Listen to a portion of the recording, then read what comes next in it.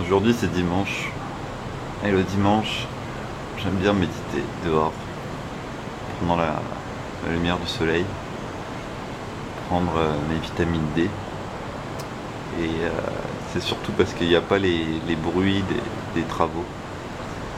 Du coup je peux entendre les oiseaux et puis surtout je peux laisser mes idées fuser. Bien souvent après avoir médité je fais quelque chose de créatif. Soit j'écris, soit je fais une vidéo, soit j'en fais rien. Mais c'est vrai que méditer, ça développe le côté créatif. C'est sûr et certain.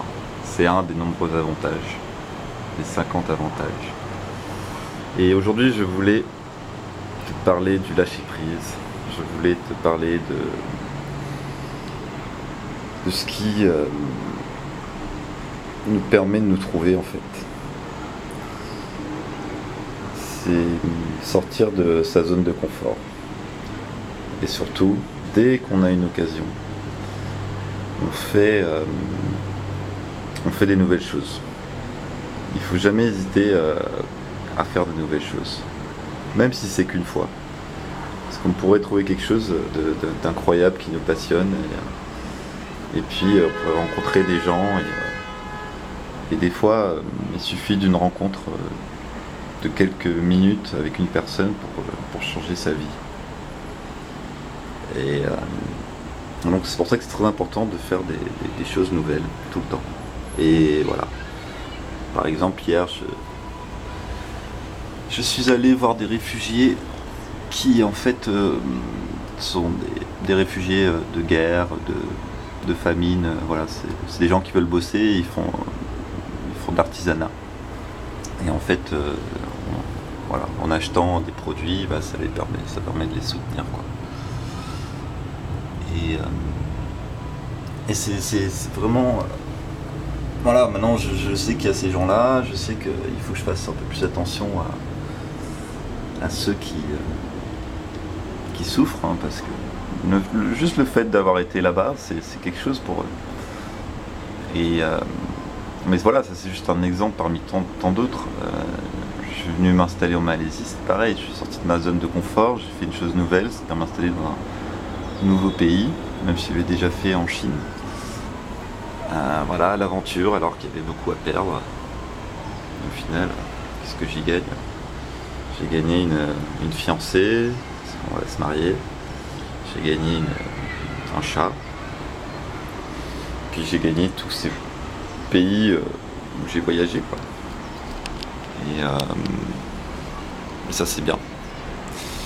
Je considère que je pense que si je me suis incarné, c'est qu'il y avait cette notion de voyage. Parce que moi, c'est vraiment quelque chose de viscéral, d'important. Et là, c'est la meilleure période au monde de toute l'histoire de l'humanité pour voyager, pour que n'importe qui puisse voyager. Ça n'a jamais été fait. La notion de temps, le temps va beaucoup plus vite maintenant. La pensée est tellement créatrice, entre guillemets, qu'on a presque l'instantanéité des choses.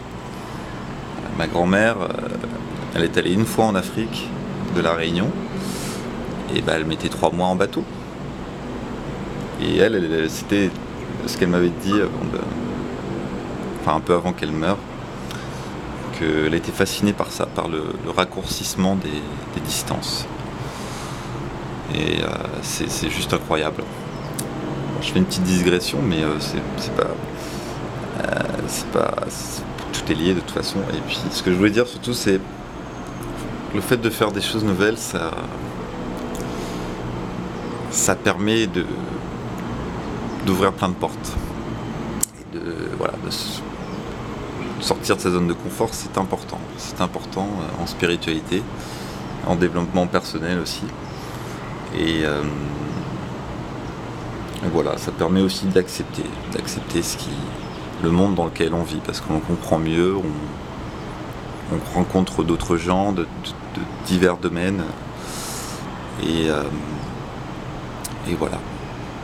Je vous conseille juste d'essayer, quoi. Je suppose que vous le faites déjà, parce que sinon vous ne serez pas abonné sur cette chaîne. Et voilà, je crois que c'est à peu près tout ce que j'avais à dire. Donc je vous souhaite le moment présent, en fait. La paix du moment présent. Allez, ciao.